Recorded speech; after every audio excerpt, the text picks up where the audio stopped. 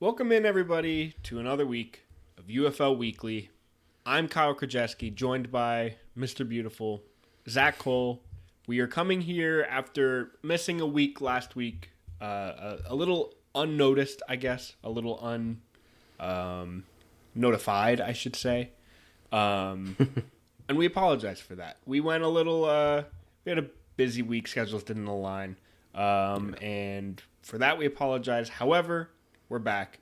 We're here to talk, recap week 7, what kind of happened, and take a look at week 8, and just kind of take a look at that, how these past week and upcoming week kind of looks. But without further ado, Zach, how you doing, man? I'm doing well. Again, I would also like to apologize about last week. You kind of mentioned the week got away from us a little bit. We were planning a little bit of a later show, and then things popped up later in the week. It just kind of got carried away. But that's, you know what, we're here this week. I'm excited. We're moving right along through the season. I feel like I say that every week, but we really truly are. We're looking at week 8 with a recap of week 7 this week. So let's get into it. Let's get into it. Few little news and notes leading into this upcoming week. We have the USFL division or conference championship is already set. So if we want to kind of revisit this, we have the playoff system in the UFL is 4 teams make it in, 2 teams from the USFL Conference and 2 teams from the XFL Conference. And confetti's popping up on my screen for, I guess, my 2 peace signs. 2 from each, so 4 teams overall make it into the playoffs. And right now, the USFL Conference is already set between the undefeated Birmingham Stallions and the currently 5-2 Michigan Panthers. So those 2 clinched it, and it was we talked about it a little bit before. It's kind of a combination of the Roughnecks and the Showboats being bad. They're both currently sitting at 1-6. Combination, I mean, obviously Birmingham is undefeated. I think they clinched this last week, like prior to week 6 or week 7. They nailed this. They were in no matter what. But then the Panthers snuck in this week, and I mean, right off the bat, makes sense. I think we talked about this a few weeks ago, that it just checks out with our power rankings video that these were the teams that we kind of expected to be here. And it just, as the weeks went on, kind of made sense and kind of verified that, and now it's officially set. USFL Championship, Stallions, Panthers. Yeah, a little fun tidbit about that too is the 2 will actually play each other in week 10. And then they'll play the following week to determine the USFL champion, which is a strategic kind of thing. It'll be really interesting to see what happens. Do they rest guys? Do they go with a different strategy, back-to-back games? Do we see the Stallions play Matt Corral instead of Martinez? What are we going to see in that game in week 10? I mean, who's to say? It's really a whole different world, especially in a do or die game the following week. It's a strategic kind of planning scenario where I think anything's on the table for both of those matchups, quite honestly. Yeah, I think we can also kind of ask the same question for the upcoming weeks. I mean, we've still got 3 weeks left of the season to go, and these are 2 teams who, obviously, I think the bigger picture here is that these players want to play, get more game film. That's why they're playing in the spring league anyways. They want to basically showcase themselves for the NFL or to move forward in their careers. And sitting out or resting these next 3 weeks for a UFL championship, I don't think is on the table for a lot of these guys. They want to still stay active. They want to still show off. The only thing I think that we may see is a little bit of Matt Corral kind of pop up on the Stallions at starting quarterback, just because we know the Stallions like to play back and forth on who their starting quarterback is. I could picture Birmingham kind of playing with the idea of, let's throw Matt Corral out here, get a little bit of him warm and ready for the playoffs, and then go right back to hot hand, who's the best quarterback going into the game. However, Adrian Martinez is hard to bench in any league. He is just consistently dominating. Well, and there is such a thing too as a team that's going into a bye week and then trying to come off and play a game. There sometimes you get rusty. There's such a thing as an undefeated kind of juju going on, and that's what we see with Birmingham. If they were to maybe get knocked off and lose that game, that first game, would that spark a losing streak? There's like a lot of factors at play that I think that they also need to be cognizant of. But that's why the head coaches are getting paid the big bucks. That's why Skip Holtz is the man in town there. And you and I are just kind of here speculating about it. But it'll be fun to watch. And I think for Michigan and Birmingham, I think both of them are really quality teams. Obviously, Birmingham is the cream of the crop, but I don't think Michigan is anything to sleep on or ignore either. They're definitely, I would say, in that upper echelon of teams in the UFL here.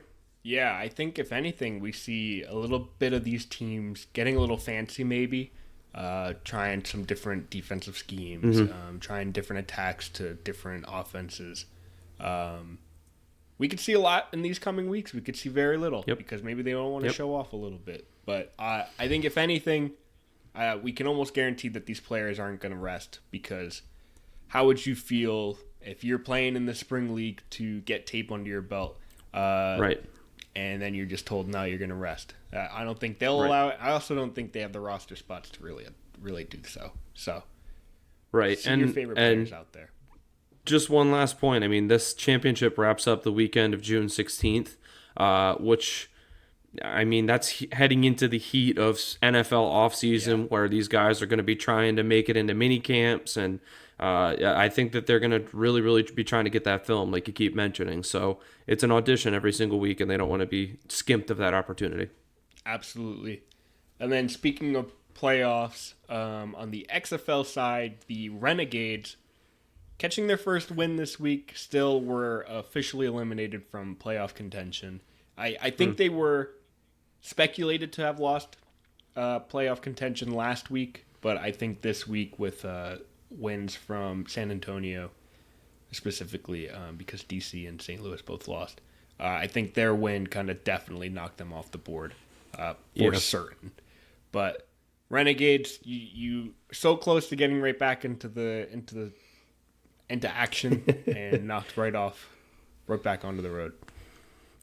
Well, and that wasn't obviously to any what's the word I'm looking for? That was despite our MVP of the week this week, which I'm jumping the gun a little bit on, but I do want to shout him out. Luis Perez earned our UFL Weekly MVP of the Week award, which is good for like a coupon at your local ShopRite or wherever you do your grocery shopping. It's not good for much, but he did go for 296 pass yards and 3 touchdowns. So and a win. You know what? That's kind of the in the UFL, only 4 of those get handed out a week, and Luis Perez can say he was one of the guys that finally got one. So he is our MVP of the week here at UFL Weekly. I think my ultimate goal for the UFL Weekly MVP of the Week award is for it to kind of show up on these players' Pro Football Reference profile, similar to, I think famously, Mitch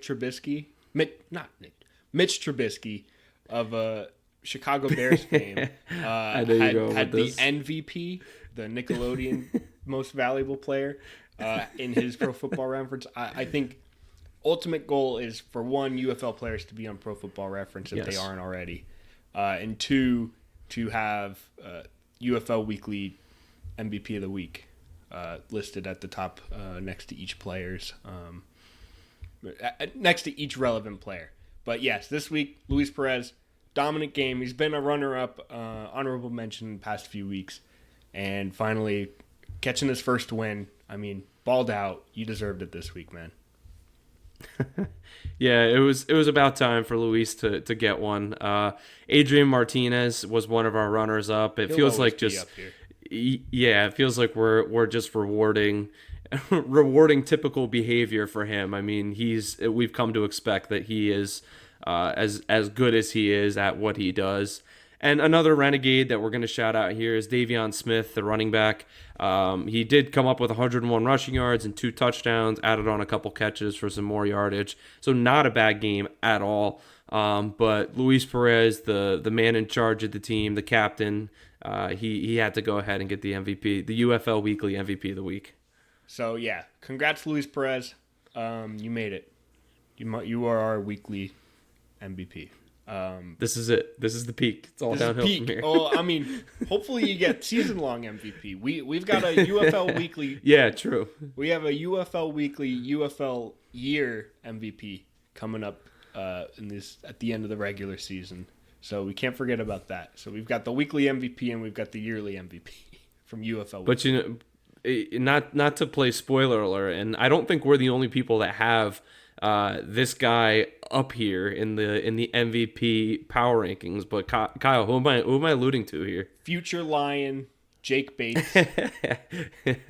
Dude is just on fire in the kicking realm. I think you and I toss around the Fox Sports' power rankings of MVP. And right now it's Adrian Martinez and then AJ McCarron. And right there in third is Jake Bates.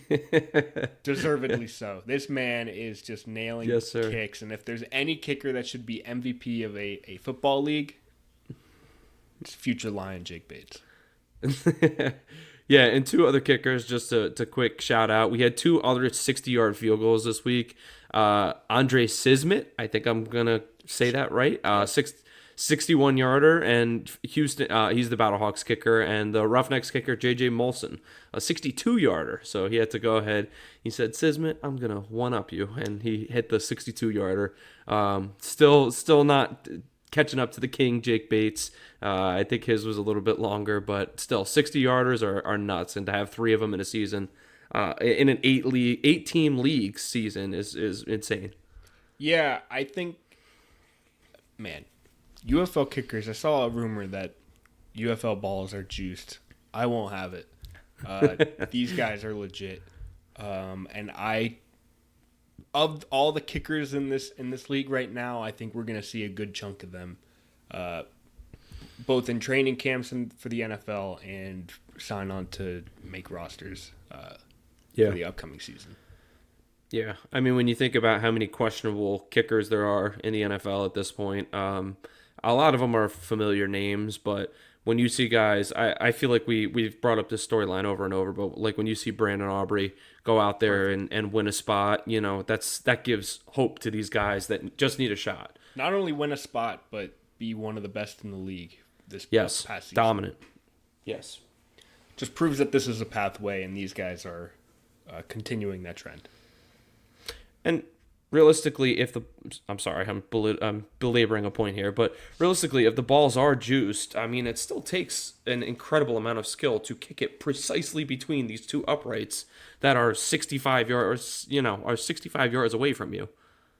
Yeah, I think they're not juiced. I think that's just a rumor that I saw that was genuinely just like the fourth tweet down from a kickoff, one of these 60-yard highlights. I'm not paying it any mind. I just saw it and I was like, oh, interesting. They're not juiced. Don't listen to us. Don't listen to that random Twitterer, that ex-poster. It's not true.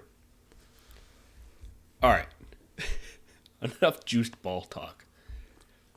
Let's recap the week. We saw the Arlington Renegades get their first win in UFL history. Not the first win, their first win in league history, in just a dominant matchup. The Renegades defeated the Memphis Showboats 47-23. That's a shellacking, if you ask me. Yes, it is. This was just an offensive resurgence almost from the Renegades. But I think the large takeaway is that this Showboats defense is quite bad. We saw this in previous weeks, but Renegades kind of came in, took advantage of it, really hungry for that first win, took care of business, and came away with it. We talked about it already, but Luis Perez, man of the hour, man of the game. 296 passing, 3 touchdowns. And then Davion Smith, I mean, running for another 100 yards on the ground, two touchdowns. And then Lindsey Scott also passing a touchdown. We saw Sal Cannella catch 9 of those catches, 72 yards and 2 touchdowns. And J.P. Payton also pulling in 2 touchdowns. They were just touchdowns all around. Huge win from the Renegades. They came in and said, "We're not only going to win, are we going to win? We're going to win with just utter dominance," and they did.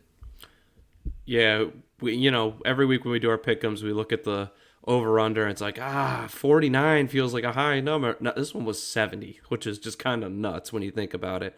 It was a massive difference between the two teams here. We saw a 24-point victory. So if you had the Renegades to win by 3 touchdowns, you were this week's big winner.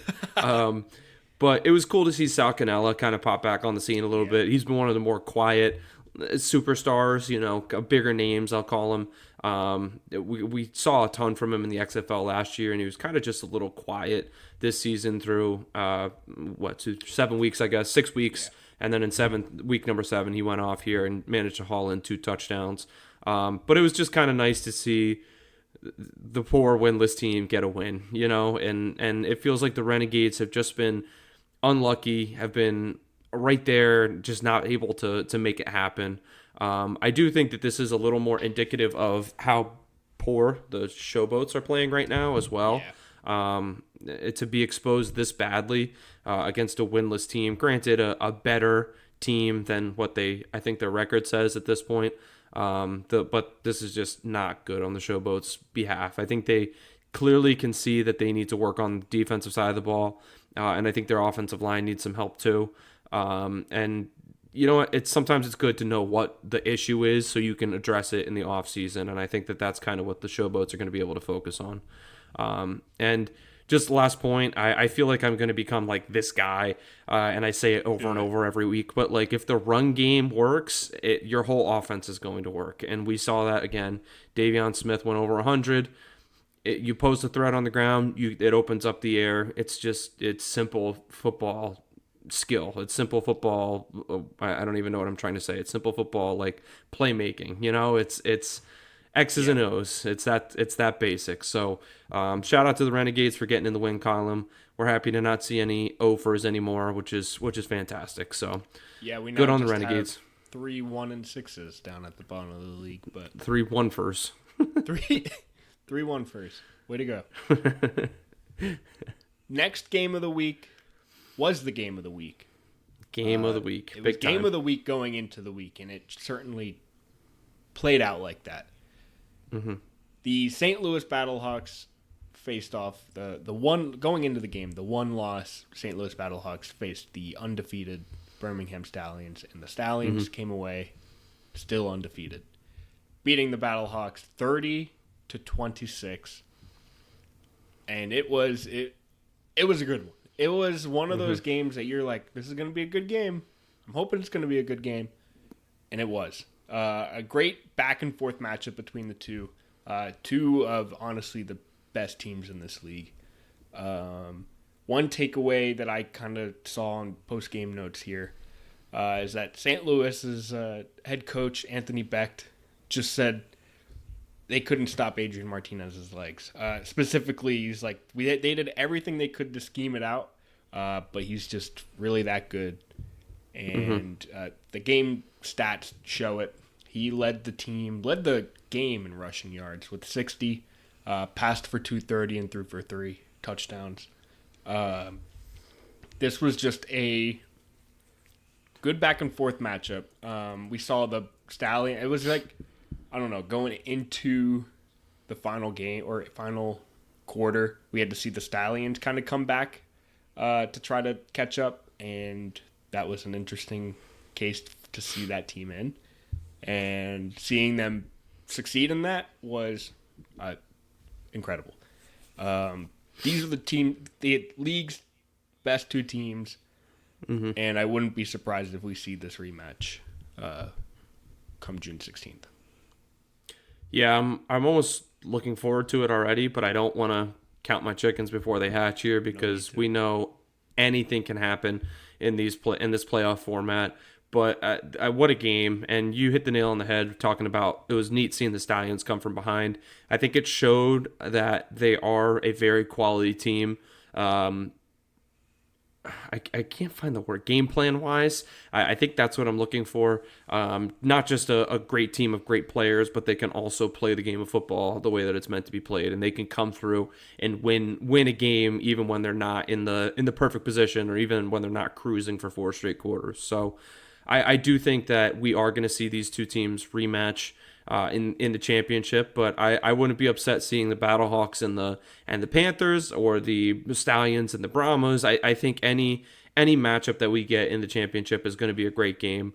And it's kind of cool to see that the Battlehawks are proving that teams can hang with the Stallions. They're not just an impenetrable force. So Adrian Martinez is clearly an X factor for this team, and moving forward, it'll be interesting to see how the rest of the league tries to address his running ability as well as his passing ability. Hopefully, the next time, if Anthony Becht and the Battlehawks see them again, they have a different plan, and they can maybe contain him a little bit better, and that could be that 4-point difference. So, great game, and I think you nailed it. It was the game of the week, if not the game of the season. Yeah, there were 7 lead changes with essentially every score, and I say the Stallions had to come back. They were at most down 20-17, and that's just because they couldn't score in the third quarter and gave up a touchdown. But that's nothing. These two teams are great, and I honestly don't see anybody slowing them down unless Birmingham takes the next 3 weeks a little easier. Yeah, definitely. And moving into our Sunday slate, we had the Michigan Panthers and the DC Defenders, which was a game that the Panthers won 22-9. Not necessarily a surprising outcome, as we've kind of established that the Panthers are one of the more upper echelon teams, and the Defenders are one of the more lower echelon teams, if there is such a thing. Medium echelon. Yeah, they're clinging on to like that middle of the pack range. They're 3-4. They're not in the 1-6 basement with the other 3 knuckleheads, but they're doing okay. So this was a big game for the Panthers, though. They did clinch that playoff spot, like we talked about, with their win and with the I believe it was the Roughnecks losing, correct? Yep. Yes. Okay. So yeah, they clinched a win here. DC did have one great play where Ty Scott scored a 70-yard touchdown, but that was about it in terms of the scoring, obviously from their 9 points that they scored on the week. But Michigan just kind of played like a ground and pound defensive game where they just worked the clock and kind of limited possessions from DC. And that's kind of what we're seeing as Michigan's MO, which I think is a big part of the reason why they're a dangerous team, because they can really, really control the way that the game is being played. So, again, Michigan won 22-9 in this one, and that improved Michigan all the way up to 5-2. So, pretty impressive record for them, and they're looking down towards that week 11 or postseason, first week of the postseason matchup with the Stallions, round 3. Yeah, and you said it. The Panthers kind of had to really rely on the run game, and the Defenders were just letting it happen. They ran a total of 31 times, and I think that was kind of a large factor of that, or as to why they relied on that run game, is because they were kind of dealing with 2 backup quarterbacks here, kind of swapping back and forth between Bryce Perkins and Brian Lewerke, primarily because E.J. Perry's hurt, as well as Danny Etling and Bryce Perkins. They're just kind of not Bryce Perkins. Bryce Perkins play, but kind of dealing with some quarterback injuries. So they tossed in some backups, and we're just like, no, we're going to run it. If DC's going to allow us to run it, we're going to continue to do so. And Matthew Colburn specifically just kind of ran wild with it. Yeah, it was, Michigan, like I said, they play their brand of football, and they're proud of it, and you're going to get a defensive battle every time you step on the field with them. So good on them for getting the victory. And then our last game of the weekend, The Brahmas also picked up another victory, moving them to 5-2 as well. They beat the Houston Roughnecks by a score of 15-12. The Brahmas did come back in this one. They were down 12-3 in an offensive rip snorter, as we like to refer to it here at the company. But I mean, they did a great job of getting themselves back in the game. They had a 3-point conversion and a blocked punt, so it was just kind of a flurry of positive events for them that kind of got them back in the game and got them the victory, and they ended up hitting a 51-yard game winner to win the game. So just a resilient game from the Brahmas, and even though it wasn't the prettiest, only 27 total points scored. If you're down, we talk about it all the time. If you're down the right number of points in this league, anything's a game. And that was proved true here with the Brahmas being down 9. Pretty neat victory for them in the end. Yeah, I mean, can you imagine just the absolute hype you would feel as a Brahma when that special teams blocks the punt when you so desperately needed it? It's like, it's one of those things you pray for when you're watching the game and you're just like, oh, if they could just block this punt right here. And you're not expecting it to happen, but then it does, and it's just like... Oh. And you look at the guy next to you and you're like, oh! Oh, yeah, that's when everybody in the crowd just kind of like has that same thing, like, no way that just happened. No way that the thing that we said as a joke just took place. Yeah, just a bonkers kind of come from behind in the final 3 minutes, and the Brahmas really needed that. Specifically, I want to call out in this game, head coach Wade Phillips of the Brahmas just kind of said they couldn't get the quarterbacks going. So they kind of made a quarterback change from Quentin Dormady to Kevin Hogan. He basically said, we changed QBs because things weren't going good. Hogan played great, but I think he also noted, that we can kind of expect to see Dormady again moving forward, just kind of as long as the week in practice looks good Dormady-wise, I think they're going to still roll with Dormady, but who knows? I think that just kind of says Phillips isn't afraid to pull him out if he needs. He also noted that they were down so many D-backs that they had to play a corner at safety. So there's a little bit of injuries going on in the Brahmas world that I think Wade Phillips is really praying that they shake off as they try to nail in a playoff spot. Yeah, and that's the key there. We talked about the Stallions of the Panthers being in the luxury spot where they can kind of decide if they want to rest guys or get guys healthy, that kind of situation. The Brahmas aren't in that scenario. I think they need probably another win and a DC loss, and I think that would probably lock them into the playoffs if I'm kind of calculating that right. But if DC keeps rattling off wins and staying alive in that picture, it could be a little hairy for the Brahmas. But like you mentioned, Wade Phillips is just looking for that secure playoff spot so he can get some of his guys back in action. And maybe the Battlehawks will help out the Brahmas this week. I see they played DC heading into week 8 here, so that might be the one to put the nail in the coffin. Yeah, if we want to take a brief look at the XFL playoffs, which is still to take shape as the USFL has. The XFL playoffs are essentially between 3 teams now. St. Louis Battlehawks sitting at 5-2, San Antonio Brahmas sitting at 5-2, and then the DC Defenders sitting at 3-4. Realistically, though, I think the primary, if we want to talk playoff scenarios, if St. Louis beats DC this week, St. Louis is in. They lock the Brahmas in. Yep, for sure. It locks St. Louis in. Certainly locks St. Oh, Louis. I'm sorry. Yes, sorry. I think if San Antonio also wins, though, they may be in. I think, let me try to do some quick math here. Actually, I think so. Because DC has a win over San Antonio, it might be backwards. I think DC has to rely on San Antonio not winning out. But if they go... I would think just thinking off the top of my head, I would think if San Antonio wins, that puts them at 6-2. And if the Defenders lose, that puts them at 3-5, which would mean that the most wins that DC could then get to would be 5-5. You're right. And 6-4 would trump 5-5 if they were to win out, lose out.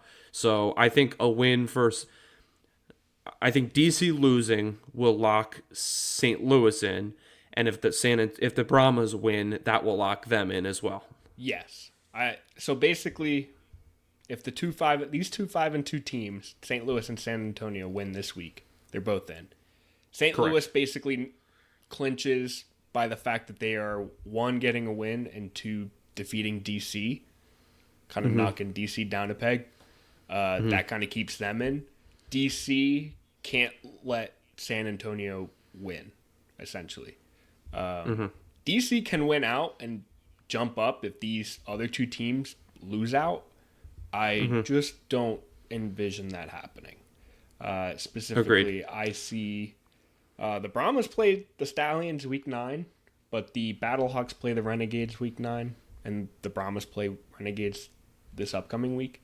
And then week 10, they play each other. It's kind of possible. interesting. It's kind of interesting.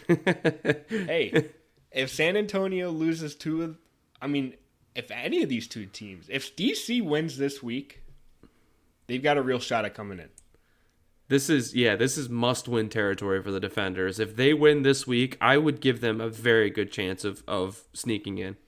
Yeah, it's that Brahmas Battlehawks week 10 matchup. But who knows? And what's interesting, we could Kyle, see is both of these teams win this week, and we see another week 10 true preview. Yeah, I was gonna say, yeah, if both teams win and both teams lock themselves in, we're looking at a double week 10 repeat in week 11. The schedule makers can't be happy about that. No, and I'm trying to think, like, from a game scheme, how do you play that? I don't know. You call the commissioner and say, hey, let's just skip this week and we're just gonna hop into the playoffs. If all four teams are clinched, I could. There's too much money for the league to make. I think there's too much money. I think the roster. I don't think the rosters are deep enough to just bench everyone and play backup. Yeah. You know, it's just a odd scenario. I think we'd see a lot of fun football. I could picture these two games just being like, let's just do it. We're not showing you anything this week. Let's have some fun. Yeah. Which, it's interesting. That'd be awesome. Would be. I'm rooting for that now. That also just means if those two games are locked in, the other two games are just for funsies. Yeah. Then we're just getting full mayhem week 10, and I'm here for it. All right. We are previewing week 10 way too hard when we're not even there yet. We've got week 8. And unfortunately for you, the listener, we do not have week 8 props or betting lines available to us at time of recording. My theory is because there's too many. What are the Panthers doing with their lineup now that they're clinched? What are the Stallions doing now that they're clinched? What do all these teams? I think there's too many quarterback injuries lined up for too many question marks at specifically starting quarterback, but also a lot of defensive players kind of injured. That these bookmakers are like, nope, we're not touching this for a bit. Understandable. Don't blame them. However, for us, we can't make our game picks, but I do want to highlight that week 6, because we skipped last week, both Zach and I went 6-2. So we're rolling here. I personally have yet to have a negative week. Zach's on a streak of some hot weeks here too. So next week we're back with real picks. This week we're just going to pick winners from each game. Yeah, and as I'm sitting here looking at the schedule, Kyle, I think we're probably going to end up being a little chalky here, with meaning that the favored teams are probably going to be our picks. But that's simply because the top 4 teams in the league all host this week against the 4 bottom teams in the league. So not to preview too much, but I guess I'll introduce the first matchup. The first matchup is Memphis at Michigan. The Showboats take on the Panthers at 4 p.m. on Saturday. So I think it's safe to say, do we both think the Panthers are going to win this one? Panthers are coming away with a victory. I think the defense is just too good. Looking at this week's lineup of games, we were one game away, one shift in teams from seeing 3 1-6 versus 5-2s. Yeah, we were. Yes, we There's a were. lot of 1-6s and a lot of 5-2s in this league. A lot of parity. That's crazy. Next game. And then the second. Go ahead, Saturday you got night. it. I got it. Saturday night, the Roughnecks sitting at 1-6 face the undefeated Birmingham Stallions. My favorite post that came out of this was I think this Battlehawks posted on Twitter or X that the Roughnecks have the opportunity to do one of the funniest things to just win this week. And boy, would I love to see that. But I don't think it's happening. Give me the Stallions. Even if it's Matt Yeah, it's in Birmingham. It's an undefeated team against a not undefeated team. I think Birmingham is probably going to win this one. I think so. Next game, we've got Sunday. At 12 p.m. Eastern. Probably the game of the week. Just because they're the closest teams and two teams fighting for something. We got the DC Defenders at 3-4 facing the St. Louis Battlehawks in St. Louis. Battlehawks are 5-2. I think DC. I don't think DC is going to win this one. They don't look pretty. I'd like to see DC win this one. It's going to be a tough one in St. Louis specifically. Yeah. So yeah, let's go St. Louis. I was going to argue that. I have no idea what I was going to argue. Never mind. Give me St. Louis. If it were in DC, I think this would be a different argument. But in St. Louis, just gives them that extra fan factor. That dome. I remember what I was going to say. I was going to say I think that this is almost a little bit of a rivalry now. These two teams, so.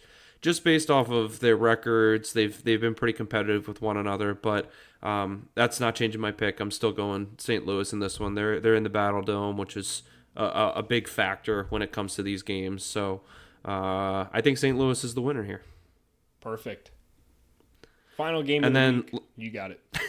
I keep trying to steal it from you. I'm sorry, dude. Nope. You got it. Our last one, Sunday, the 4:00 cleanup game in the evening is the Arlington Renegades taking on the San Antonio Brahmas at San Antonio. It is in the Alamo Dome, so I can't help but to think that this has to be San Antonio. But who knows? Maybe Luis Perez found some magic. He rubbed the genie lamp and got his 3 wishes, and maybe his 3 wishes are a win against a win last week, a win against the Brahmas, and maybe a win to end the season. So who knows? Yeah, we saw these two teams face off against each other. I think this was week 5. Yep, week 5. Closer-ish one, 25-15. I think San Antonio comes away with another victory here.